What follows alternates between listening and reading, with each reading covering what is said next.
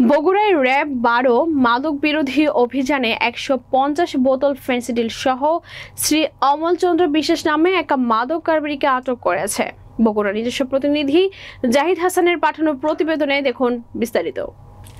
শুক্রবার দিবাগত রাত ১টা ৪৫ সময় বগুড়া জেলার সদর থানা ইউনিয়নে অন্তর্গত টেঙ্গামারা গ্রামস্থল মেইন রোডের উপর অভিযান করে তাকে আটক করা হয়।